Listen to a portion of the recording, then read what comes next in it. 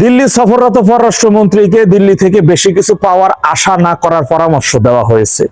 আগেই অনুমান করতে পেরেছিলাম যে পররাষ্ট্রমন্ত্রীর দিল্লি সফরে তারেকের চির রকমের ভিজবে না। শেখ হাসিনাকে ফেরত চাই, দিল্লিতে পররাষ্ট্রমন্ত্রীর এমন আবদার তাকে সাফ জানিয়ে দেওয়া হয়েছে। তার প্রত্যর্পণের বিষয়টি একেবারে আপনারা টোটালি ভুলে যান। এটা একান্ত তার উপর নির্ভর করছে। তিনি যখন তার সুযোগ সুবিধা মনে হবে তিনি তখনই ফিরবেন। জানেন যে বিদেশে নির্বাসনে 17 বছর ধরে থাকা তারেক রহমানের সে বিপদগ্রস্ত টান উত্তেজনার মধ্যে দেশে আসতে না পারাটা যখন কে বলতেছিলেন যে তার উপর নির্ভর করছে না, তখনই দিল্লির বিশেষ করুণা সহযোগিতায় তিনি দেশে আসেন, নির্বাচনের সুযোগ পান, প্রধানমন্ত্রী হইয়া যান। হ্যাঁ, আর প্রধানমন্ত্রী হয়ে যাওয়ার পরে ভারতের সাথে করা কমিটমেন্ট গুলো, যে ওয়াদাগুলো, সে একটা একটা করে সব বরখেলাপ। আর সেগুলো বরখেলাপ করে এখন এসে বলবেন ওইগুলো ভুলে যান, এখন নতুন করে শুরু করেন। না রে ভাই, সবকিছু এইভাবে হয় না। ডেভিল ইউনূস ক্ষমতা থাকতে যতই এই তখন পররাষ্ট্র উপদেষ্টা হন পররাষ্ট্রমন্ত্রী রোজার রহমান খলিলুর রহমান, যখনই দিল্লিতে সফরে গেছেন তখনই একই নিউজ দেখছি, আওয়ামী লীগের কারা কারা আছে ফেরত দেন, শেখ হাসিনা ফেরত দেন, একই গান। আরে ভাই, নতুন কি পাইছো সফরে যাইয়া? দেশের জন্য কি আনতে পারছো? কিছুই না, ঘোড়ার ডিম হয়েছে। আলোচনার একটা কালে দিল্লির পররাষ্ট্রমন্ত্রী বলল আপনাদের জন্য কি করতে পারি, কি প্রয়োজন বলেন।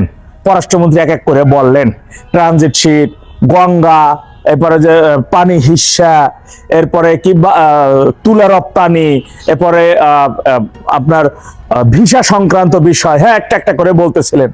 এরপর সব শেষ আসলেন শেখ হাসিনার প্রত্যর্পণ, তারে দেন। তখন তাকে স্মরণ করিয়ে দেওয়া হলো যে এই সকল চুক্তিগুলো তো তার সাথেই হয়ে যাওয়া ছিল। তা যার সাথে আমাদের চুক্তি, সেই চুক্তি মাফিক সেইগুলো আপনারা চাইতেছেন, আবার যার সাথে চুক্তি তাকে নিয়ে ফাঁসিতে ঝুলাই দেওয়ার জন্য উন্মুখ হয়ে আছেন। দুটো কেমনি কি রে ভাই, এইভাবে তো চলে না। দক্ষিণ এশিয়ার সর্ববৃহৎ গণতন্ত্রের দেশ হচ্ছে দিল্লি বা ভারত। তারা বারবারই বাংলাদেশের নির্বাচনে পার্শ্ববর্তী দেশ হিসেবে তারা বলেছিল সকল দলের অংশগ্রহণমূলক একটি গণতান্ত্রিক সরকার আসবে, তাহলে তাদের সাথে তাদের সম্পর্ক স্বাভাবিক বা সুন্দর হবে। এটি দেখা গেছে। ডেভিল ইউনূসের সময় থেকে কিন্তু দিল্লির সাথে সম্পর্কটা ভালো ছিল না। সেই নির্বাচনে আমরা লক্ষ্য করলো, বা তারা এটা দেখেছেন বিশ্ববাসী, যে প্রাচীনতম সবচেয়ে বড় রাজনৈতিক দলটাকে সিস্টেম করে অবৈধভাবে দূরে সরে নির্বাচনের বাইরে রেখে তারা একটা নির্বাচন করে সরকারে আসলো। বিএনপি জামাত জোট সরকার, এখন তারা বিএনপি সরকারের জামাত বিরোধী দলে। বুঝছেন, তৎকালীন সময় আওয়ামী লীগ বিরোধী দলের সংসদে ছিল, আর আজকে আওয়ামী লীগ দেশের মধ্যেই নাই। তো তারা সরকার গঠন, এগুলো কি তারা বুঝে না যে এগুলো সব এক? সুতরাং তাদের কাছে এটা একদলীয় সরকার হিসেবেই বিবেচিত, এখানে সকল দলের অংশগ্রহণের সরকার নয়। এরপর নির্বাচনের আগে তারেক রহমান বলছিল যে কোন দলকে নির্বাহী আদেশে নিষিদ্ধ করার পক্ষে তিনি না। তার এই স্বরাষ্ট্রমন্ত্রী বলছিল কোন রাজনৈতিক দলকে নির্বাহী আদেশে নিষিদ্ধ করা এটা আত্মঘাতী সিদ্ধান্ত, আর সেই আত্মঘাতী সিদ্ধান্ত সেই পক্ষে না থাকা তারেক রহমান সেটাই তারা করেছেন, নিজের পায়ে নিজে কুড়াল মাইগা। এরপরে যে বাবা ডেকে কিছু চাইলে কাম হইব। সম্প্রতি বিভিন্ন গণমাধ্যমে দেখলাম যে জননেত্রী শেখ হাসিনা নাকি তাকে দিল্লি থেকে বলা হয়েছিল যে আপনি কাতারে চলে যান, এরপর তিনি নাকি বেঁকে বসছিলেন, তিনি এখান থেকে যাবেন না। এই ধরনের উদ্ভট নিউজের বিষয়েও সাবধান করে দেওয়া হয়েছে। এই ধরনের মিথ্যা প্রোপাগান্ডা নিউজ যেন আর গণমাধ্যমে না আসে, সেই বিষয়ে সাবধান করা হয়েছে। বাংলাদেশের চিরশত্রু খ্যাত পাকিস্তানের সাথে পীড়িত কইরা বাংলাদেশের বন্ধু প্রিয় প্রতিম রাষ্ট্রের সাথে আবার সম্পর্ক রাখতে যাবেন, দুইটা এক জিনিস হয় না রে ভাই, দুইটা একভাবে চলবে না। খালি দেখেন না পরিস্থিতি কোন দিকে এখন গড়ায়, ঠেলা পারলে সামলাক। বাংলাদেশের মহান মুক্তিযুদ্ধের সময় সহযোগিতার হাত বাড়িয়ে দিয়ে পরীক্ষিত বন্ধু প্রতিমের জায়গাটা দখল করে নেওয়া যে সকল রাষ্ট্রগুলো আছে, তারা বাংলাদেশের মহান মুক্তিযুদ্ধে বিষয়ে তাদের অবস্থান সে আগের নীতিতে থাকলেই হবে। দেশের মধ্যে থাকা কোনো দল বা ব্যক্তির করুণা বা সহযোগিতায় আওয়ামী লীগ ফিরে আসবে না। আওয়ামী লীগ তার আপন গতিতে নিজ শক্তিতে নিজের মেরুদণ্ড সোজা রেখেই দুর্বার আন্দোলনের মাধ্যমে, দুর্বার একটি তুফান তৈরির মাধ্যমে, একটি ঝাঁকুনির মাধ্যমে খুব অচিরেই ফিরে আসবে। প্রলয় হলে এমন প্রলয় সৃষ্টি হবে যে প্রলয়ে রাজাকারের বাচ্চা, জঙ্গি এবং তাদের প্রশ্রয়দাতারা সবকিছু নিমেষেই ধ্বংস হয়ে যাবে, বাতার সাথে উড়ে নিমেষেই একেবারে ছাই হয়ে যাবে ইনশাআল্লাহ। অনেকে বলছেন যে আওয়ামী লীগ নিষিদ্ধ, কথাটা পলিটিক্যালি কারেক্ট কিন্তু লিগালি কিন্তু কারেক্ট না। কারণ Awami League as a political organization is still valid, is still legally valid. it is in existence, it is not dissolved. What has been declared invalid or prohibited, যে তারা সভা সমাবেশ প্রকাশনা সমর্থন, এমনকি এই যে আমরা কথা বলছি এ ধরনের সমর্থনমূলক বক্তব্য নাকি দেওয়া যাবে না। মানে ওই যে একজন রোগী ডক্টরের কাছে গিয়েছিল, তো ডক্টর বিভিন্ন একটা ফর্দ দিয়ে বলতেছে এইগুলো আপনি করতে পারবেন না। তখন রোগী বলতেছে যে ডাক্তার সাহেব আমি তাহলে কি করব? তখন ডক্টর বলছে আপনি কিও করতে পারবেন না। তো এই ইউনূসের রাজ্যে বা বর্তমান নতুন সরকারের রাজ্যে আপনি কিও করতে পারবেন না। তো বলাই বাহুল্য যে এটা একটা কালো আইন, এটা একটা মানবাধিকার পরিপন্থী আইন, এমনকি এটা যদি সংবিধানে লেখা নাও থাকে, সভ্যতার যে অলিখিত আইন, it is antithesis to humanness, it is antithesis to human rights, it is antithesis to Bangladesh's commitment to constitutionalism, to rule of law, to human rights, and antithesis to UDHR, Universal Declaration of Human Rights. আমি এটুকুন বলে থামছি, আপনার যদি প্রশ্ন থাকে। আমার কথা হচ্ছে এই যে আইনটা পাশ করলো আমাদের সুপ্রিম কোর্ট, তো আমাদের কাস্টোডিয়ান, সংবিধানের কাস্টোডিয়ান, এই আইনটা কি সংবিধানের সাথে সাংঘর্ষিক কিনা, এবং কেউ যদি এখন যদি এটা নিয়ে যদি কোনো মামলা করে হাইকোর্টে, তখন এটা কি হবে বা কি হতে পারে বলে আপনার বিশ্বাস? আচ্ছা, প্রথম কথা বলে রাখি যে একটা ছায়াছবির গান আছে, ছায়াছবিটার নাম হচ্ছে 2 পয়সার আলতা। তো সেখানে মিতালি মুখার্জির একটা গান আছে, গানটা হলো এই দুনিয়া এখন তো আর সেই দুনিয়া নাই। তো এই সুপ্রিম কোর্ট তো আর সেই সুপ্রিম কোর্ট নাই। এই সুপ্রিম কোর্টে মব ভায়োলেন্সের মাধ্যমে সিনিয়র কলেজিয়াম অফ জাজেস অ্যাপিলেট ডিভিশন বাংলাদেশ তৈরি করেছে, যাদেরকে ধীরে ধীরে সন্ত্রাসের মাধ্যমে জোর করে তাদেরকে বাদ দেওয়া হয়েছে। তাহলে জুডিশিয়ারি সেখানে কলাপস করেছে। এমনকি আপনি যদি হাইকোর্টের কথা খেয়াল করেন, 23 জন জাজকে মব ভায়োলেন্সের মাধ্যমে বাদ দেওয়া হয়েছে। আরো এই যে গত 5-6 মাসে কয়েকজন সিনিয়র জাজ এমন পরিবেশ তৈরি করেছে যে they had to resign. For example, justice Naima হায়দারের মতন প্রাজ্ঞ জাজ, তাকে পদত্যাগ করতে হয়েছে। তাহলে আপনি বলুন যে এই সুপ্রিম কোর্টের যে চেহারা আপনি দেখতে পাচ্ছেন, সেখানে যে কেউ একজন গেলে যে আপনার এই রিটটা এন্টারটেন করবে, সেটি ভাবার কোনো কারণ নাই। তারপরেও আপনাকে কি করতে হবে? যা আছে, যতক্ষণ দেহে আছে প্রাণ, বিনা যুদ্ধে নাহি দেব সুচাগ্র মেদিনী। তো সেই জন্য এখানে নানাবিধ উপায় আছে। একটা হলো পুরো সন্ত্রাস বিরোধী আইন যে পাশ করা হলো বা যে অর্থে আদেশ জারি করা হয়েছিল, এইটাকেই চ্যালেঞ্জ করা। এবং আমি আপনাকে 100টা আর্গুমেন্ট দিতে পারবো যে Y the Anti-Terrorism Act of 2009, its ordinance and its approval by this parliament, right, is unconstitutional. তাহলে total the law itself can be challenged, number 1. Number 2, আমি আপনাকে একটু আগে যুক্তি দেখিয়েছি যে উপরে দেখায় এক, করে আর এক। নাম হলো সন্ত্রাস বিরোধী আইন, তার প্রেক্ষাপট ভিন্ন, সেটাকে আপনি ভুলভাবে প্রয়োগ করছেন। তাহলে এটাকে আমরা আইনের ভাষায় বলি কালারেবল এক্সারসাইজ অফ পাওয়ার, বর্ণচোরা আইন। এই বর্ণচোরা অনুশীলনের গ্রাউন্ডে চ্যালেঞ্জ করা যায়। আরেকটা হলো যে লোক, আমি রাজনৈতিকভাবে এগ্রি করি যে কথা বন্ধ করে দেওয়া আর সংগঠন বন্ধ করে দেওয়া মূলত একই কাজ, কিন্তু আইনে এর একটা সূক্ষ্ম অ্যাডভান্টেজ যুক্তি আছে। যুক্তিটা কি? যে আপনি আদালতে গিয়ে বলবেন বা আপনি বলবেন যে মানে ইউনূস সরকার যে এক্সিকিউটিভ অর্ডিন্যান্সটা জারি করে, অর্ডারটা জারি করে গেছে, ওই অর্ডারটা বহাল আছে। ওই অর্ডারটা তারেক জিয়া সরকার বাতিল করে নাই। তো এই অর্ডিন্যান্সটা পাস হলেও সেটা বাতিল করা লাগতো, না পাস হলেও বাতিল করা লাগতো। কথাটা কি আমি বোঝাতে পারলাম? সুতরাং এট এনি রেট আওয়ামী লীগকে নড়ে চড়ে বসতে হবে।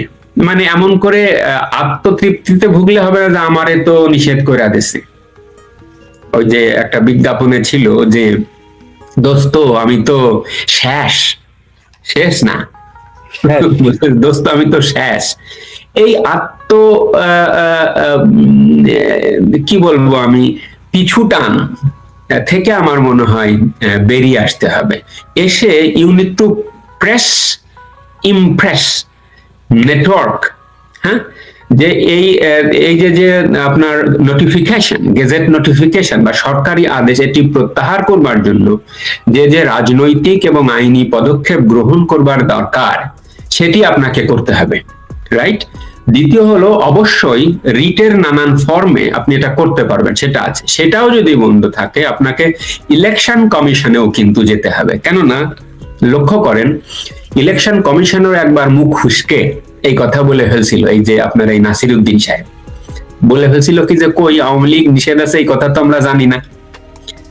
কথাটা কিন্তু লিগালি খুব খুব সাটালিটি আছে কথাটা মানে তিনি বোঝাতে চেয়েছেন যে আওয়ামী লীগ তো নিষিদ্ধ হয়নি, সুতরাং ওই যে নির্বাচন কমিশনের রেজিস্ট্রেশনটা স্থগিত করেছে, লাইসেন্সটা স্থগিত করেছে, ওটার বিরুদ্ধে কিন্তু ইলেকশন কমিশনে কি করতে হবে, আপনাকে রিভিউ পিটিশন দাখিল করতে হবে।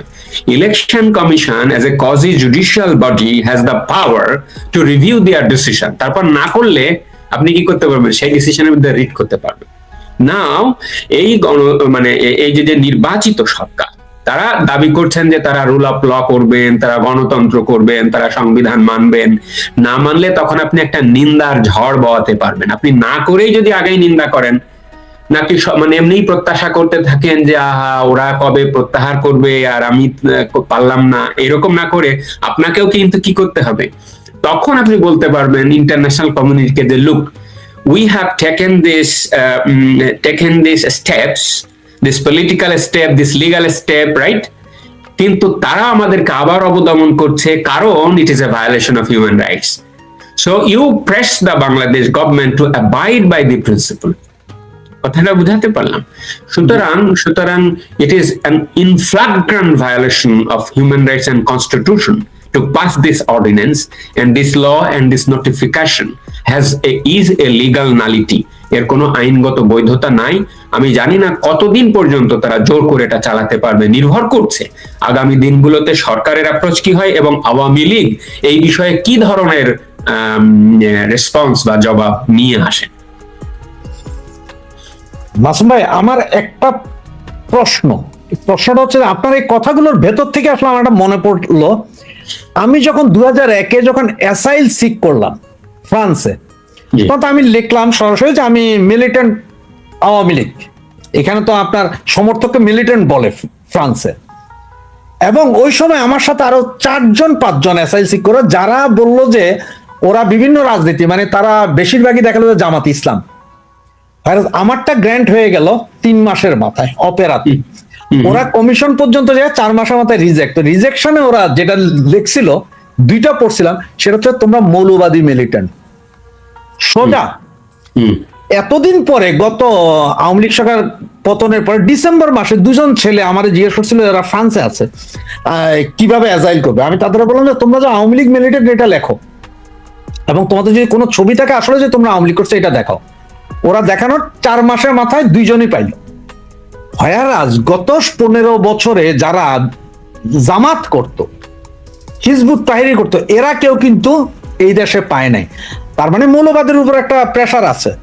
এখন এই বিএনপি সরকার কি এই সব আইন পাশ করে কি আওয়ামী লীগকে মৌলবাদ সরকার হিসেবে প্রমাণ করতে চাইতেছে ওয়ার্ল্ডে, বা ওয়ার্ল্ডের নেতারা কি এটা খাইবে? মনে হয় না। আমি আইনের মধ্য থেকে প্রশ্নটার উত্তর দিই। সেটা হলো, বাংলাদেশ রাষ্ট্র হিসেবে প্রতি বছরই কিন্তু জেনেভাতে এসে তাদের জবাবদিহি করতে হবে। আপনি জানেন যে জাতিসংঘের একটা অর্গানাইজেশন আছে হিউম্যান রাইটস কমিটি, এবং আমার কথাই কিছু আগে আমি বলেছিলাম international covenant on civil and political rights 1966 সালে বাংলাদেশ এর অনুস্বাক্ষরকারী দেশ। তার সদস্য হিসেবে প্রতি বছর তাকে জেনেভাতে এসে নাকে খত দিয়ে যেতে হয় যে আমি এই করব। তো যখন এই বছর প্রথম যে পিরিয়ডিক রিভিউ বলে আমাদের আইনের ভাষায়, ইউনিভার্সাল পিরিয়ডিক রিভিউ। এই পিরিয়ডিক রিভিউ এর শেষে এখানে আপনি দেখবেন বাংলাদেশ থেকে আইনমন্ত্রীও আসতে হবে, যিনি এখন খুব কৌতূহল উদ্দীপক কথাবার্তা বলছেন। এই ভদ্রলোককে আসতে হবে। মানবাধিকার কমিশনতে তো গলা টিপে হত্যা করেছে, ভাই বলে ডাকো যদি দেব গলা টিপে, তাহলে একটা পুরো মানবাধিকার ইনস্টিটিউশন কলাপস করেছে। জবাবদিহি করতে হবে এখানে এসে। আপনার দায়িত্ব রয়েছে যে একটা সুস্থ ধারার গণতান্ত্রিক পরিবেশ, পিসফুল কোএক্সিস্টেন্স, মাইনরিটি রাইটস, আদিবাসী রাইটস, নারীদের অধিকার, মিলিটেন্সি বা সন্ত্রাসবাদ দমন, এই সব বিষয়ে সুস্পষ্ট কমিটমেন্ট কি নিয়েছেন লেজিসলেটিভ, অ্যাডমিনিস্ট্রেটিভ, এক্সিকিউটিভ, এমনকি জুডিশিয়াল, সব পদক্ষেপগুলোর ব্যাপারে জবাবদিহি করতে হয়। সেইখানে ইন্ডিপেন্ডেন্ট গ্রুপরাও আসে, এমনকি এইখানে যারা ইউরোপে বাংলাদেশ বিষয়ে যারা সচেতন কথা বলেন এবং বাংলাদেশের মানবাধিকার পরিস্থিতি নিয়ে নেটওয়ার্কিং করেন, তারাও সেখানে উপস্থিত থাকবেন। তো সেইখানে সরকার পার পেতে পারবে না, যেহেতু পারবে না, সুতরাং তাদেরকে কিন্তু এই চাপের মধ্যে থাকতে হবে। এবং এই যে অর্ডিন্যান্সের স্রোত, অর্ডিন্যান্সের যে পালা শব্দটা বোঝেন কিনা জানি না, মানে খড়ের পালা বলে না গ্রামে, যে 133টা অর্ডিন্যান্স, এইটা কি স্বাভাবিক কিনা, এটা সুস্থ ধারার আইনি প্রক্রিয়া কিনা? কেননা interim government out of the mandate গিয়ে এই যে 93 নম্বর অনুচ্ছেদ সংবিধানের, তারা যে এইটাকে অপব্যবহার করেছেন এবং যেটা সংসদ পারে না তাও তারা করেছেন। সংবিধান বাতিলের মতন কথাকে মুখের কথা দিয়ে আদেশ জারি করিয়েছেন। এগুলো সংবিধানের যে চৌহদ্দি, দি পারভিউ অফ দি কনস্টিটিউশন পড়ে না। তাহলে এগুলো যে পড়ে না এবং এইগুলো যে এখন বাছাই করছে, বাছাই করার প্রক্রিয়া কি অস্বচ্ছ নয়? যেহেতু এটা অস্বচ্ছ, কোনটা আপনি রাখছেন কোনটা রাখছেন না তার সুষ্ঠু কোনো প্রসেস নাই, তাহলে এটাও এক ধরনের ভেলকিবাজি। এ ধরনের প্রক্রিয়াও মানবাধিকার পরিপন্থী। তো তারা এগুলো যে পাশ করবেন, এগুলো এন্টি পিপল ল হিসেবে আখ্যায়িত হবে এবং তার রাজনৈতিক অভিঘাত বর্তমান জাতীয়তাবাদী সরকার, সেটি তারা আমার মনে হয় না যে দে ক্যান ডিফেন্ড দেমসেলভস। সুতরাং এটি আস্তে আস্তে সরকারের উপরে বড় চাপ তৈরি করবে, জাতীয় চাপ তৈরি করবে এবং আন্তর্জাতিক চাপ তৈরি করবে। যেহেতু তৈরি করবে, ইন্টারন্যাশনাল ওপিনিয়নও কিন্তু ওইভাবে ক্রিয়েট হবে। আপনি খেয়াল করেছেন কিনা, আমি এখন আপনার প্রশ্নটা তো রিলেট করি, যে এখন কিন্তু ইন্টারন্যাশনাল কমিউনিটির কাছে পরিষ্কার যে হোয়াট ইজ দি ইকুয়েশন এবং কারা বাংলাদেশে গত 1-1.5-2 বছর ধরে নির্যাতিত, নিষ্পেষিত, প্রসিকিউটেড না পারসিকিউটেড, নিগৃহীত হয়েছে, যেটা মাইগ্রেশন ল বা অভিবাসন ল বা যে রেফিউজি ল আছে তার সুস্পষ্ট যে স্ট্যান্ডার্ড, যে পারসিকিউটেড হয়েছে, এবং সেই ব্যাপারগুলো কিন্তু ইউরোপিয়ান কান্ট্রিগুলো এবং অন্যান্য কান্ট্রিগুলো কিন্তু অনুধাবন করতে পেরেছে। এবং তারা এই সচেতন আছে যে বাংলাদেশে যে রাইজ অফ র্যাডিকালিজম, আমি ইসলামিজম শব্দটা ব্যবহার করছি না, ইটস রাইজ অফ র্যাডিকালিজম, এবং সংসদের চেহারা দেখলেও আপনি বুঝতে পারবেন। হ্যাঁ, এবং আইনগুলো পাস, পদক্ষেপগুলো, এগুলো দেখলেও বোঝা যাবে। So this is a great concern that the rise of radicalism in Bangladesh will not only affect Bangladesh, but also it will have an impact on the global plane. আপনার কথাই যেহেতু আমাদের মহামান্য শিক্ষক হয়তো ভবিষ্যতে নোবেল প্রাইজ পাইতে পারেন আসিফ নজরুল স্যারের কথা বললেন, উনি 2 দিন বা 3 দিন আগে বিবিসিতে একটা ইন্টারভিউ দিয়েছে, মনে হয় আপনি দেখেছেন। উনি সেখানে বলল যে সরকার আমেরিকার সাথে বা অন্যদের সাথে কি চুক্তি করেছে এই ব্যাপারে ওনার সাথে কোনো কথাও হয় না, উনি দেখেনি না। কিন্তু যে কোনো সরকার তো একটা চুক্তি করার পরে আইনের কোনো ব্যত্যয় ঘটছে কিনা বা সংবিধানের সাথে কোনো সাংঘর্ষিক কিনা এই বিষয়গুলো নিয়ে তো আইন মন্ত্রণালয় কথা বলে, একটা বৈঠক হয়, কিন্তু উনি বলেন যে উনি কিছুই জানেন না। এটার কারণটা কি? প্রথম কথা হলো যে আমি তার ইন্টারভিউটি দেখিনি এই কারণে যে আমার রুচিতে কুলোয় না। হ্যাঁ, মানে আই ডোন্ট ফিল লাইক, মানে this is a lip service যে যে সর্বনাশটি এই ভদ্রলোক বাংলাদেশের নানান ক্ষেত্রে করেছেন, তার অভিঘাত কাটিয়ে উঠতে বাংলাদেশের অনেক দিন সময় লাগবে। কেমন? তো যাদের সংবিধান মানার বালাই নেই, সরকারটি অবৈধ, আমি নানান জায়গায় আর্গিউ করেছি। ইন্টারিম গভর্নমেন্টের যে কনস্টিটিউশন, যে ফরমেশন, যে প্রসেস, যে মেম্বারিং, ফাংশনিং, অল আর আনকনস্টিটিউশনাল। ইভেন তারা যে রিভলিউশনারি লিগালিটি ডক্ট্রিনটা আর্গু করেছেন সেটাও আমরা খণ্ডন করেছি, এবং সেখানেও দেখানো যায় যে পাকিস্তানের সুপ্রিম কোর্ট, বাংলাদেশের সুপ্রিম কোর্ট, ভারতের সংবিধান, সুপ্রিম কোর্ট, ইন্টারন্যাশনাল ল সবকিছু বিশ্লেষণ করে আমরা দেখিয়েছি যে কেন এই রিভলিউশনারি লিগালিটির বৈধতার অজুহাত গ্রহণযোগ্য নয়। তারা স্টেট নেসেসিটি সেটাকে পলিটিক্যাল প্লয় হিসেবে ব্যবহার করেছে। অতএব ইউনূস সরকার আমেরিকার সঙ্গে চুক্তি করবার জন্য কাকে ডেকেছেন কাকে ডাকেননি, এটা একটা বাতুলতার আলাপ, এটা একটা ঠুনকো আলাপ, এটা একটা জাস্ট স্পাইসি আলাপ। It is politically sexy but legally unacceptable.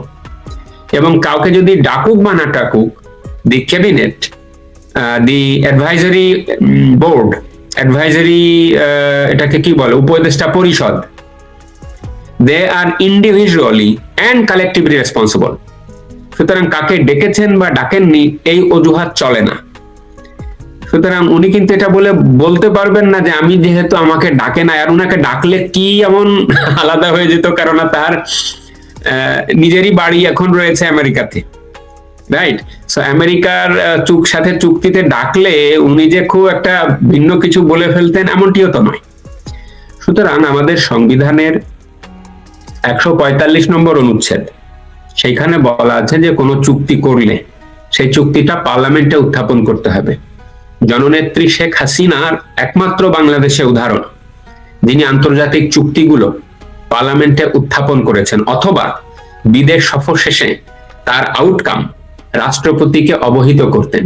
এই যে যে সাংবিধানিক ভদ্রতা, শিষ্টতা, কালচার, এই কালচারটা হারিয়ে গেছে।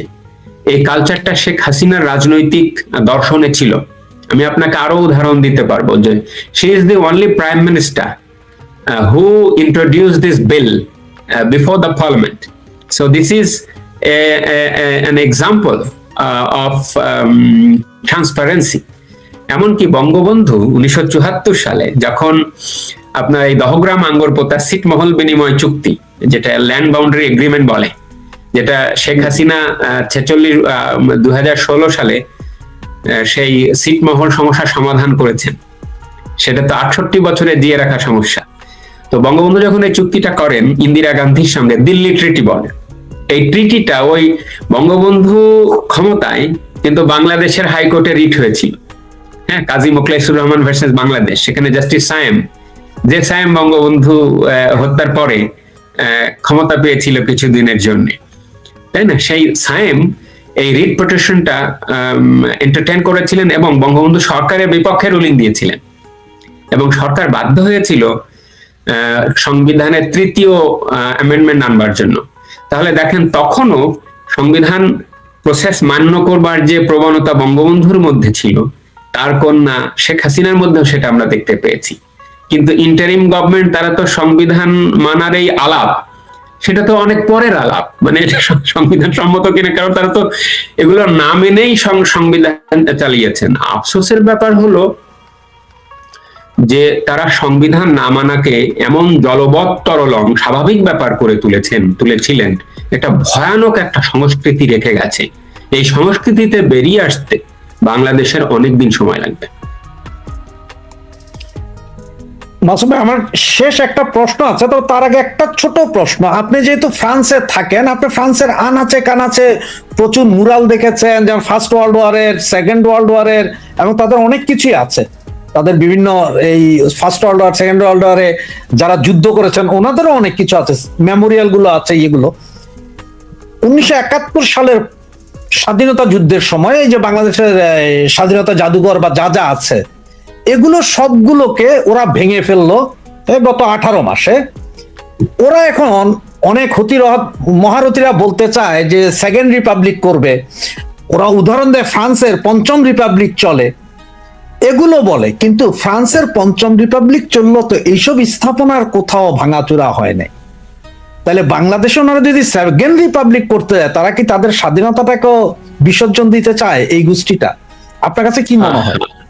আহা, এগুলো সব মূর্খের আলাপ। তারা পৃথিবীটা দেখেনি, তারা বড়র কাছে যায়নি, তারা দর্শনের কাছে যায়নি। আমি এই যে 1 বছর হলো ফ্রান্সে রয়েছি, ওই প্রথমেই কোথায় গেছি জানেন? আমার কাছে মনে হয় যে আমি সেই দেশেই যাচ্ছি যেখানে রুশোর জন্ম, জক রুশো। হ্যাঁ, সামাজিক মতবাদ। অথচ জক রুশোর থিওরি ভুলভাবে প্রয়োগ করে, মানে যেহেতু বাংলাদেশের জনগণ অত বেশি খেয়াল করে না, এই আলিরিয়াজরা বা এই তথাকথিত এই নতুন প্রজন্মের না জানা পোলাপানরা, তারা এটা বললে সামাজিক চুক্তি, ভুল প্রয়োগ। আপনি যেভাবে বললেন পঞ্চম রিপাবলিকের ধারণা, ভুল প্রয়োগ। এবং সামান্য 3টা শব্দ, লাইফ, লিবার্টি, ইগালিটি, এর যে মূল্যবোধ আমাদের এই স্বাধীনতার মহান ঘোষণাপত্র, যার আলোচনা আমরা শুরুতে করেছি, সেখানে বলা আছে যে সোশ্যাল জাস্টিস, ইকুয়ালিটি, ডিগনিটি একই পাশাপাশি ওজনদার। তাহলে দেখেন, আমরা মূল্যবোধগত ভাবে কিন্তু পিছিয়ে ছিলাম না। অথচ তারা আমাদেরটাকে গ্রহণ করে না। তারা খেয়াল করে যে এখানে কি আছে, আরে এখানে কি আছে তা কি কখনো হৃদয় দিয়ে আত্ম উপলব্ধি করে দেখেছো যে কিভাবে? সুতরাং এখানে এই যে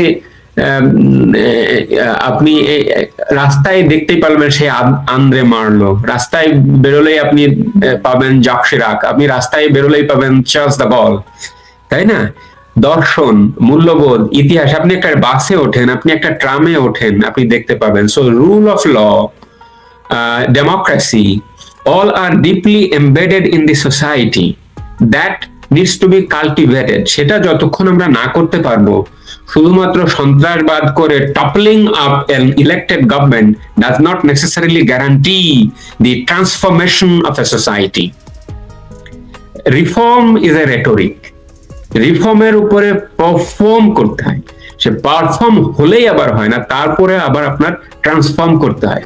কিন্তু আপনি যেটা করলেন, আপনি একটা স্ট্যাবিলিটি, আপনি বঙ্গবন্ধুর বাড়ি ভেঙে দিলেন, আপনি মুক্তিযুদ্ধকে ভেঙে দিলেন, জাতির যে আত্মা, একটা জাতি জীর্ণ করে দিলেন, একটা জাতির খোল নলচে বন্ধ করে দিলেন। এভাবে কোনো জাতি বাঁচতে পারে না। যেহেতু পারে না, বাংলাদেশের যে গ্রোথ, সেই গ্রোথটা তারা রুদ্ধ করে দিয়েছে। যেহেতু রুদ্ধ করে দিয়েছে, আমি জানি না যে কতদিন লাগবে আমাদের এই ধকল থেকে উদ্ধার পেতে।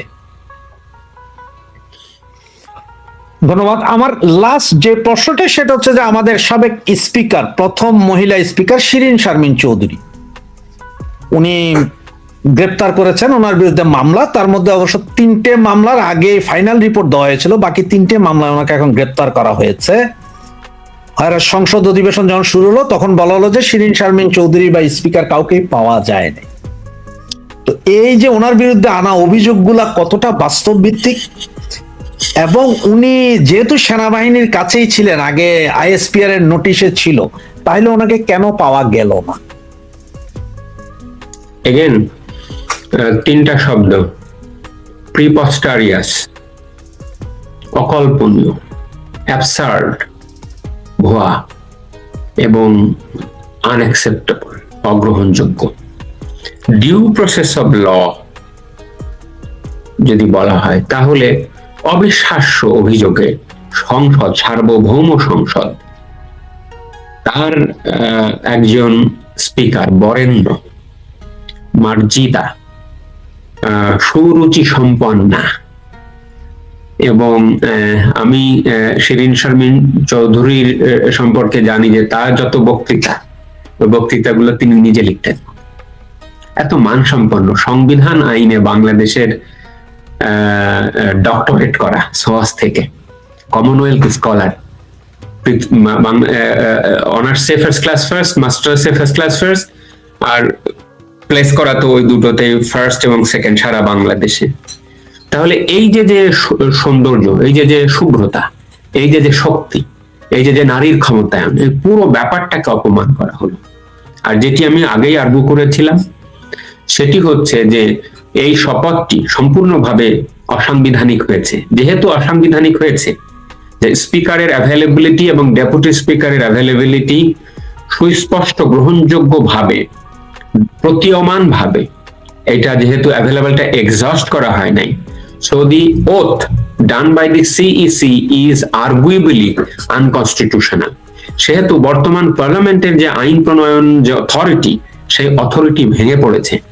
এবং ভবিষ্যতে যখন আপনার এই প্রশ্নটি আবার কোনো না কোনো সময় ইতিহাস আপনাকে এই প্রশ্নটি করবে, এবং let me tell you, even after 20 days, 20 years, this question will again rise whether the formation of the 13th parliament was valid or not.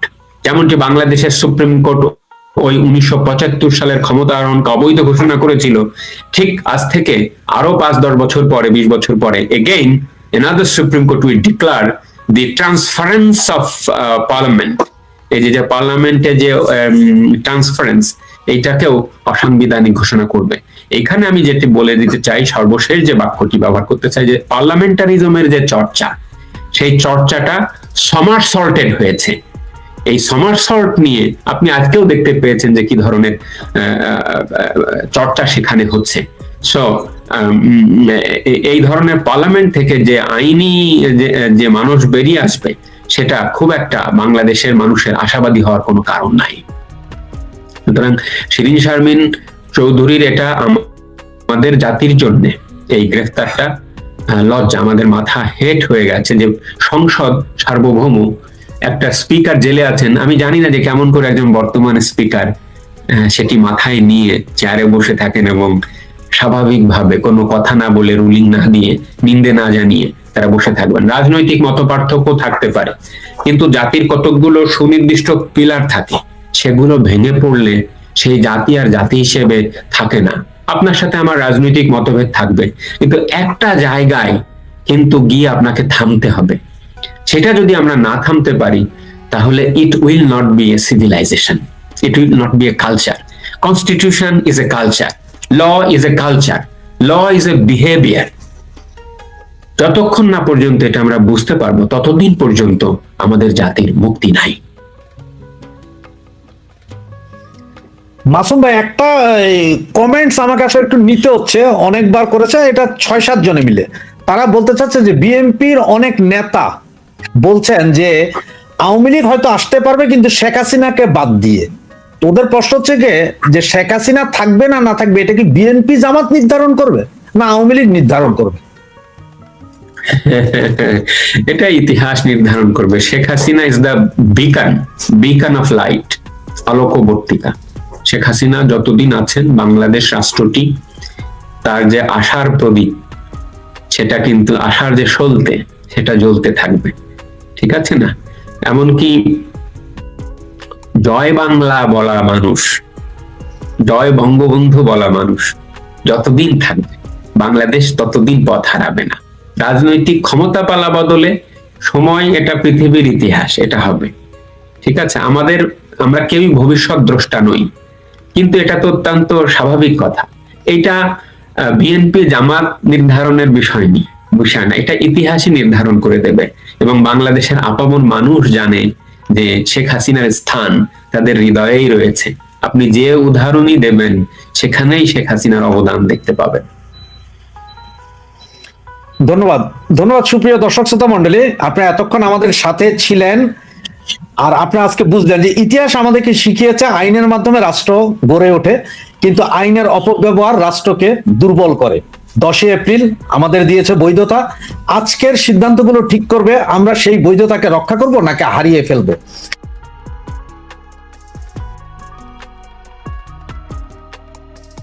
জন্য অত্যন্ত তাৎপর্যপূর্ণ। আপনি আপনার উদ্বোধনী কথায় বলেছেন যে সম্ভবত বাংলাদেশ পৃথিবীর একমাত্র দেশ যারা আন্তর্জাতিক আইনের অলিগলি দিয়ে মানোত্তীর্ণ হয়েছে, আবার যুদ্ধক্ষেত্রে রক্ত দিয়ে স্বাধীনতা অর্জন করেছে। তো 26শে মার্চ বঙ্গবন্ধু যে স্বাধীনতার ঘোষণা দিয়েছিলেন তারই আনুষ্ঠানিক বৈধতা প্রয়োজন ছিল। আন্তর্জাতিক আইনে আমরা এটাকে বলি universal unilateral declaration of independence. তো সেই 70-এর দশকের প্রেক্ষিতে তখনও এটার আন্তর্জাতিক আইনের যে স্বরূপ কি হবে তা নিয়ে বিতর্ক ছিল। কিন্তু বাংলাদেশ পৃথিবীর একমাত্র দেশ যারা আনুষ্ঠানিকভাবে আমাদের 70-এর নির্বাচনের যারা জনপ্রতিনিধি ছিলেন তারা এটা প্রথমে একটা সরকার গঠন করেছিলেন। আপনি জানেন যে একটা দেশের স্বাধীনতার জন্য কতগুলো উপাদান দরকার হয়, তার মধ্যে অন্যতম হচ্ছে একটা সরকার গঠন করা। তো সরকারটি গঠন হলো এবং স্বাধীনতার ঘোষণাপত্র প্রণীত হলো। আরো 1 সপ্তাহ লেগে যাবে, আমরা 17 এপ্রিলও তখন আলোচনা করতে পারবো। মুজিবনগরে সেটি আনুষ্ঠানিকভাবে সেই সরকারটি শপথ গ্রহণ করে এবং এই স্বাধীনতার ঘোষণাপত্রটি পাঠ হয়। এবং আপনি খুব যথার্থভাবেই বললেন যে এই যে স্বাধীনতার ঘোষণাপত্র, এই ঘোষণাপত্রটি আমাদের জাতির জন্ম সনদ। হ্যাঁ, এবং এই ঘোষণাপত্রটি এত সুন্দর, এত বাংময়, এত পড়তে গর্ব হয় যে আন্তর্জাতিক আইনের একজন ছাত্র হিসেবে, সাংবিধানিক আইন বিজ্ঞানের একজন নিবিষ্ট পাঠক হিসেবে আমাকে এটা অত্যন্ত আনন্দ দেয়। আমি এই স্বাধীনতার ঘোষণাপত্রের যিনি খসড়া প্রস্তুতকারী ব্যারিস্টার এম আমিরুল ইসলাম, 2005 সালে ডেইলি স্টারের জন্য একটা সাক্ষাৎকার আমি গ্রহণ করেছিলাম। নিশ্চয়ই তিনি এ নিয়ে অনেক লিখেছেন, স্বাধীনতার দলিলপত্রে তার বিস্তারিত সাক্ষাৎ আছে।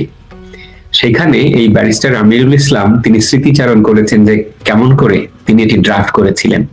এর সঙ্গে আমাদের প্রথম প্রধানমন্ত্রী তাজউদ্দিন আহমেদের নাম উল্লেখ করতে হবে, কেননা ওনারা দুইজনই কিন্তু ওই মাগুরা, ঝিনাইদহ, চুয়াডাঙ্গা হয়ে ওই পথ দিয়ে ভারতের মাটিতে প্রবেশ করেছিলেন এবং আস্তে আস্তে এই স্বাধীনতার ঘোষণাপত্রটি আনুষ্ঠানিকভাবে গ্রহণ করেছিলেন। এবং এখানেই কিন্তু আমরা আনুষ্ঠানিকভাবে বলে দিয়েছি যে 7.5 কোটি মানুষের অবিসংবাদিত নেতা বঙ্গবন্ধু আমাদের আত্মনিয়ন্ত্রণ অধিকার প্রতিষ্ঠার জন্য 26শে মার্চ স্বাধীনতা ঘোষণা করেছেন। সো ব্যাকডেট থেকে এটাকে আমরা আইনের ভাষায় বলি রেট্রোস্পেক্টিভ ইফেক্ট দিয়ে সেটাকে আমরা আমাদের বঙ্গবন্ধুর যে স্বাধীনতার ঘোষণাপত্র বা ঘোষণার ডেক্লারেশন সেটাকে অ্যাপ্রুভ করা হয়েছে। সুতরাং 26শে মার্চ আমাদের স্বাধীনতা দিবস। এই জন্য এইখানে ফুটনোট আকারে আমি বলে রাখি দর্শকদের জন্য বা পাদটিকার জন্য, এর বাইরে ইতিহাসের অন্যান্য ন্যারেটিভ যেটা আমরা শুনতে পাই আইনের ছাত্র হিসেবে সেগুলো আমার কাছে একদমই অপ্রাসঙ্গিক। কেননা আমি সংবিধানের চোখ দিয়ে, আইনের চোখ দিয়ে এটা দেখতে চাইবো। এবং যেহেতু আমাদের এই জন্ম সনদে লেখা আছে যে 1971 সালের 26শে মার্চ জাতির জনক বঙ্গবন্ধু স্বাধীনতা ঘোষণা করেছেন, এর বাইরের অন্য যে কোনো বর্ণনা সেটা হয়তো পলিটিক্যাল গুরুত্ব থাকতে পারে, কিন্তু একটা দেশের জন্মের জন্য আইনি যে বৈধতার প্রয়োজন হয় তার সঙ্গে যদি অন্য যে কোনো বর্ণনা অপ্রাসঙ্গিক হয়ে যায়। আমি আরো একটু কথায় ফেরত আসি যে এই যে স্বাধীনতার ঘোষণাপত্রটি, এই ঘোষণাপত্রটি আমি আগেই বলেছি যে ইউডিআই, তো তৎকালীন জমানায় আইনবেত্তারা যেমন বায়াফ্রার উদাহরণ দেওয়া যায়, দক্ষিণ রোডেশিয়ার উদাহরণ দেওয়া যায়, পশ্চিম সাহারার উদাহরণ দেওয়া যায়, বা ক্যাটালোনিয়ান স্পেনের, তারা এখনো স্বাধীন হতে পারে নাই। কেন স্বাধীন হতে পারে নাই জানেন? তারা স্বাধীন হতে পারে নাই এই কারণে যে তাদের একজন শেখ মুজিব ছিল না। যেহেতু একজন শেখ মুজিব ছিল না, একটা স্বাধীনতার ঘোষণাপত্র ছিল না, সুতরাং এই দেশগুলো তাদের স্বাধীনতা অর্জন করতে পারেনি, বা করলেও অনেক অনেক পরে স্বাধীনতা অর্জন করেছে। ফর এক্সাম্পল এখন জিম্বাবুয়ে নাম। তো সেটা একদিক দিয়ে। এবং 2009 সালে আন্তর্জাতিক আদালতে এই কসোভো যে রাষ্ট্রটি হয়েছে সেই রাষ্ট্রটির স্বাধীনতার ঘোষণাপত্রের বৈধতার ব্যাপারে প্রশ্ন উঠেছিল। তখন এই ওয়ার্ল্ড যে কোর্ট আছে, আন্তর্জাতিক আদালত, তারা বলেছিল যে হ্যাঁ, কসোভো যে স্বাধীনতার ঘোষণাপত্র, এটা যথার্থ প্রতিনিধির মাধ্যমে ঘোষিত হলে এটা আন্তর্জাতিক আইনের সঙ্গে সাংঘর্ষিক হবে না। তারা বাংলাদেশের উদাহরণকে সামনে নিয়ে এসেছিলেন। সুতরাং কসোভো বা আন্তর্জাতিক সম্প্রদায় যেটি সাম্প্রতিককালে করেছে, কিন্তু বাঙালি 1971 সালেই কিন্তু সেটা করে দেখিয়েছে। সেই অর্থে স্বাধীনতার এই ঘোষণাপত্রটি আন্তর্জাতিক আইনের পাঠে অত্যন্ত গুরুত্ব বহন করে। এটা হলো 1 নম্বর। 2 নম্বর হলো বাংলাদেশ পৃথিবীর একমাত্র দেশ 1966 সালের যে international covenant on civil and political rights এবং international covenant on economic, social and cultural rights, যে মানবাধিকার যৌথ দলিল আছে, সেখানে আর্টিকেল 1-এ রাইট টু সেলফ ডিটারমিনেশনের স্বীকৃতি আছে। সেই স্বীকৃতির পৃথিবীতে প্রথম অনুবাদক হচ্ছে বাংলাদেশ, এবং সেটার এই সহজ হয়েছে এই কারণে যে এটা আমাদের স্বাধীনতার এই ঘোষণাপত্রে, 10 এপ্রিলের এই ঘোষণাপত্রে পরিষ্কারভাবে লেখা আছে যে আত্মনিয়ন্ত্রণ অধিকার। So Bangladesh is the first country in the world which has translated the right to self-determination into reality. এটা হলো দ্বিতীয়। তৃতীয় হলো, আপনি জানবেন যে একটা সরকার থাকতে হয়। তো সরকার হচ্ছে মুজিবনগর সরকার, তার যে habitual obedience of the people, সেটা কিন্তু প্রতিষ্ঠা করতে সক্ষম হয়েছিল এই আমাদের এই স্বাধীনতার ঘোষণার মাধ্যমে, ঘোষণাপত্রের মাধ্যম দিয়ে। আর চতুর্থ হলো যে যেহেতু এই ঘোষণাপত্র ছিল, সেহেতু আমরা পৃথিবীর রাষ্ট্রগুলোর স্বীকৃতি, সেটা কার্যত স্বীকৃতি এবং পরবর্তীকালে আইনগত স্বীকৃতি পেয়েছিলাম। যেমন 17 এপ্রিল 10 তারিখেও প্রধানমন্ত্রী তাজউদ্দিন আহমেদ কলকাতার জঙ্গল থেকে বেতার ভাষণ দিয়েছিলেন এবং সেখানে বলেছিলেন যে 25 তারিখে পাকিস্তান রাষ্ট্রের লাশের পাহাড়ের নিচে পাকিস্তান রাষ্ট্রের কবর রচিত হয়েছে। এবং 17 এপ্রিল তারিখে আর একটা মনোগ্রাহী ভাষণে তাজউদ্দিন আহমেদ বলেছিলেন যে হে পৃথিবীবাসী, তোমরা বাংলাদেশকে স্বীকৃতি দাও, যত দেরি করবা তত ক্ষতি হয়ে যাবে। তো এই যে স্বাধীনতার ঘোষণাপত্র, এটা থেকেছে বলেই পৃথিবীর অন্যান্য দেশ, যেমন প্রথমে ভুটান, তারপরে ভারত, তার পরবর্তীকালে বঙ্গবন্ধু যেদিন 10 জানুয়ারি লন্ডন হয়ে ফেরত আসেন, তখন এডওয়ার্ড হিথ সেদিনই প্রতিশ্রুতি দিয়েছিলেন যে তারা স্বীকৃতি দেবেন। এবং এডওয়ার্ড হিথ কিন্তু রিচার্ড নিক্সনকে চিঠি লিখেছিলেন যে আমেরিকা যেন বাংলাদেশ বিষয়ে তার পলিসি চেঞ্জ করে। এবং কে না জানে যে পরবর্তী 2-3 বছরের মধ্যেই প্রায় 86টা দেশ বাংলাদেশকে স্বীকৃতি দিয়েছিল। তো আন্তর্জাতিক স্বীকৃতি আইনে এটা সহজতর হয়েছিল এই কারণে যে আমাদের এই স্বাধীনতার ঘোষণাপত্রটি ছিল। সুতরাং এই 4 দিক দিয়েই আমি আন্তর্জাতিক এই আমাদের যে স্বাধীনতার মহান ঘোষণাপত্র, অমোঘ ঘোষণাপত্র, এটার তাৎপর্য দেখি। এবং এখানে একটু রিলেট করি বর্তমানকালে, যে এগুলো সবই হয়েছিল বাংলাদেশ আওয়ামী লীগের নেতৃত্বে। এবং এহিয়া খান যে অবৈধভাবে আওয়ামী লীগকে সেই 25 মার্চ তারিখে নিষেধ করেছিল, নিষিদ্ধ থাকা অবস্থায় বাংলাদেশ আওয়ামী লীগ এই বাংলাদেশ নামক রাষ্ট্রের জন্ম দিয়েছে। সুতরাং আপনি কাকে নিষিদ্ধ করতে চাচ্ছেন আজকের এই বাস্তবতায় দাঁড়িয়ে? আপনি কি সূর্যকে, সূর্যের আলোকে আপনি কি অবৈধ ঘোষণা করতে পারবেন? পারবেন না। ধন্যবাদ। আমার যদিও দ্বিতীয় প্রশ্ন ছিল যে এই সরকার কিভাবে স্বাধীনতার আইন এবং রাজনৈতিক ভিত্তি তৈরি করেছিল, আপনি আসলে আপনার প্রথম প্রশ্নের মধ্যে আমাকে পুরোটাই এটা এনে দিয়েছেন। ধন্যবাদ। এবং আপনি জানেন যে গত যেই সরকার ছিল, ইন্ট্রিম সরকার, বা আমি বলি যে আপনার চুক্তিভিত্তিক সরকার যেটা ছিল, ইউনিসিও গভর্নমেন্ট, তারা একটা অর্ডিন্যান্স জারির মাধ্যমে আওয়ামী লীগের রাজনৈতিক কর্মকাণ্ড নিষিদ্ধ করেছিল। সেটা এখন আইনে পাশ করেছে সংসদে, যেটা এই সংসদে আইনে পাশ করেছে। একটা বড় রাজনৈতিক দলকে নিষিদ্ধ করার সাংবিধানিক ভিত্তিটা কি? এটা কি নাগরিকের মৌলিক অধিকার লঙ্ঘন করে কিনা? প্রথমে আপনার উত্তরটা দিব। প্রথমে একটা উদ্ধৃতি বলি, সেটা হচ্ছে আল্লামা রুমি, বিখ্যাত পার্সিয়ান কবি। পৃথিবীতে জালালউদ্দিন রুমি সবচেয়ে বেশি পঠিত কবি। তার একটা দারুণ কথা আছে যে বাদুড় সূর্যকে ভয় পায় না, ভয় পায় সূর্যের ধারণাকে। তো বিএনপি বা জামাত বা অধুনা এনসিপি, তারা সূর্যকে ভয় পায় না, তারা ভয় পায় সূর্যের ধারণাকে। তারা ভয় পায় যে আওয়ামী লীগ ক্ষমতায় নেই, তাও তারা সবসময় ত্রাহি অবস্থায় থাকে যে কোন সময় যেন আওয়ামী লীগ তাদের এই কৃতকর্মকে আবার জবাবদিহিতার আওতায় আনবে। সেই জন্য তারা তটস্থ থাকে, তটস্থ থেকে ছিল ইউনূসেরও সরকার। তো সেইখানে তারা বহুমাত্রিক ছল চাতুরীর আশ্রয় নিয়েছে। এই ছল চাতুরের শিরোমণি, ইউনূসের চেয়েও ছল চাতুরিতে শিরোমণি প্রফেসর আসিফ নজরুল।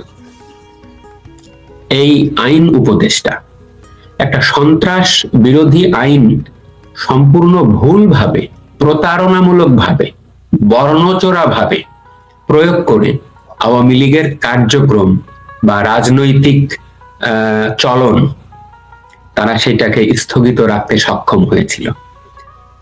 ঠিক আছে না? আপনি লক্ষ্য করেন যে এখানে বহুমাত্রিক ছলচাতুরি নিহিত। প্রথম কথা হলো যে 2009 সালের যে আইনটি, অ্যান্টি টেরোরিজম অ্যাক্ট, এটার যে প্রেক্ষাপট, এই প্রেক্ষাপট ছিল আগের 8 বছরের ক্যানভাস। মূলত সেটি ছিল হচ্ছে 2001 সালে যখন টুইন টাওয়ারে বোমা হামলা হয়েছিল, বিশ্বব্যাপী সন্ত্রাসবাদ, ওটাকে আমরা ইংরেজিতে বলি গ্লোবাল টেরোরিজম, এটার যখন উত্থান ঘটেছিল এবং তার যে প্রভাব, সেই প্রভাব বাংলাদেশে বিপন্নভাবে পড়েছিল। বিশেষ করে আপনার স্মরণে থাকবে যে 2001 থেকে 6 অবধি পুরো বাংলাদেশ একদম জঙ্গিবাদের স্বর্গরাজ্যে পরিণত হয়েছিল। বিচারকদের পর্যন্ত বোমা হামলায় নিহত হতে হয়েছিল। জগন্নাথ পাড়ে সোহেল আহমেদের কথা আমাদের মনে আছে। 21 আগস্ট ঘটেছিল, 64টা জেলায় বোমা হামলা ঘটেছিল। এই যে রাইজ অফ গ্লোবাল টেরোরিজম, এটাকে রোধ করবার জন্য জাতিসংঘ এবং আন্তর্জাতিক সম্প্রদায়েরই একটা দাবি ছিল যে সন্ত্রাসবাদ বিরোধী আইন যেন প্রত্যেক দেশই প্রণয়ন করে এবং রিজিওনালিও প্রত্যেকটা দেশ একে অপরের কাঁধে কাঁধ মিলিয়ে যেন আইন প্রণয়ন করে, প্রশাসনিক পদক্ষেপ গ্রহণ করে এবং দৃঢ়ভাবে পদক্ষেপ গ্রহণ করে এই জঙ্গিবাদের উত্থানের বিরুদ্ধে। কেমন আপনি দেখেন যে 2007-8 তখন তত্ত্বাবধায়ক আসলো, তখন তারা একটা অর্ডিন্যান্স জারি করেছিল। ওইটাই আওয়ামী লীগ যখন 2009 ক্ষমতায় আসে তখন এটাকে আইনে পরিণত করেছিল।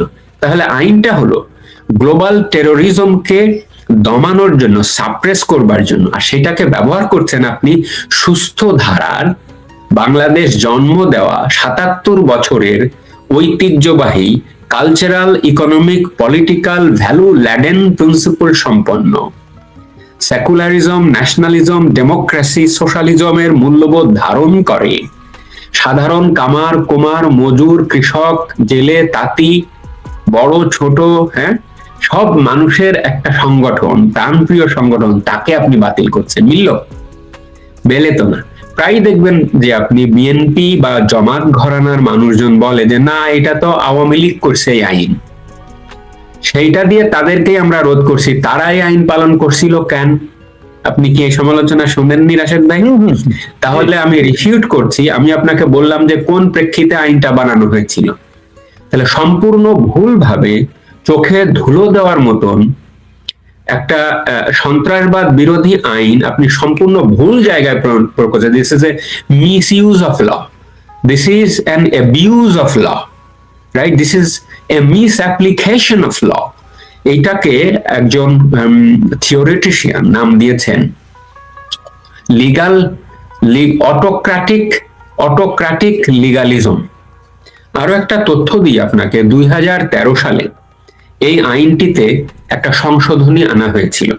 সেই সংশোধনীতে সরকার বলেছিল, আওয়ামী লীগ সরকার বলেছিল যে কোনো এনটিটি, সত্তা, রাজনৈতিক দল না, রাজনৈতিক দল এনটিটির মধ্যে আসে, কিন্তু রেগুলার কনস্টিটিউশনাল রাজনৈতিক দলকে এখানে এনটিটি মিন করা হয় নাই। এনটিটি মানে হচ্ছে হিজবুত তাহরির যেমন একটা সংগঠন যারা উগ্রবাদকে লালন করে, যারা মানুষ কতলে বিশ্বাস করে, তাদেরকে নিষেধ করা হয়েছিল এই আইন দিয়ে। তাহলে হিজবুত তাহরিরের কে নিষেধ করাকে প্রশংসা করেছিল কে জানেন? মানে সমালোচনা করেছিল কে জানেন? আদিলুর রহমান খান। সেই আদিলুর রহমান খানকে আবার এই যে আপনার এই সরকারের, আপনার ইউনূস সরকারের আরেক করিতকর্মা উপদেষ্টা। আপনি এখন মিলান ব্যাপারটা।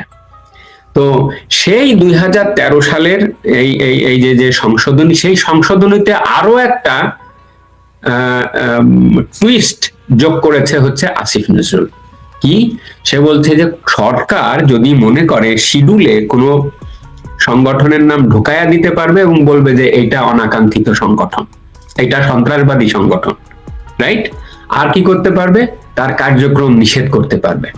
এটা যুক্ত করে সরকারি একটা প্রজ্ঞাপন দিয়ে সচিব নাসিমুল গনি না কি নাম, এদের নামের আগে আবার ডক্টরেট থাকে সচিবদের নামের আগে। এসব দেখে মনে হয় যে নিজের নামের আগে পিএইচডি বলতে আমার খুব লজ্জা লাগে। আমি জানি যে এই ব্যুরোক্র্যাটরা একটা কাঠামোর মধ্যে কাজ করে, they have to sign under the authority of the government, but sometimes I feel ashamed যে এই ধরনের বাক হরণকারী, মৌলিক মানবাধিকার হরণকারী আইন জারি হয় এবং তার অধীনে বাংলাদেশ আওয়ামী লীগের মতন একটা রাজনৈতিক দল তাদের কার্যক্রম নিষেধ করা হয়। আমাদের সংবিধানের 37, 38, 39 নম্বর অনুচ্ছেদে সংগঠনের অধিকার, সমাবেশের অধিকার এবং বাক স্বাধীনতার অধিকারের কথা বলা আছে। সেখানে আপনি যুক্তিসঙ্গত বাধা নিষেধ আরোপ করতে পারেন, কিন্তু আপনি বুঝতেই পারছেন যে যুক্তিসঙ্গতের যে জুডিশিয়াল স্ট্যান্ডার্ড, যে ইন্টারন্যাশনাল স্ট্যান্ডার্ড, তা ঘুণাক্ষরেও এখানে মাপা হয়নি। এমনকি আপনার জুডিশিয়ালি প্রমাণিত হয়নি বাংলাদেশ আওয়ামী লীগের কোন সন্ত্রাসবাদী তৎপরতা রয়েছে। পিওরলি একাডেমিক হুইমে এখানে এটা করা হয়েছে, এই নিষেধটা করা হয়েছে। সুতরাং এটা যে কোনো মানদণ্ডেই অগ্রহণযোগ্য এবং আইনের অপপ্রয়োগ মাত্র। হ্যাঁ, একটা জিনিস আমি দর্শকদের জন্য এখানে ক্লিয়ার করছি, সেটা হচ্ছে আমি খুব খুশি যে আপনি খুব যথার্থ শব্দই প্রয়োগ করেছেন।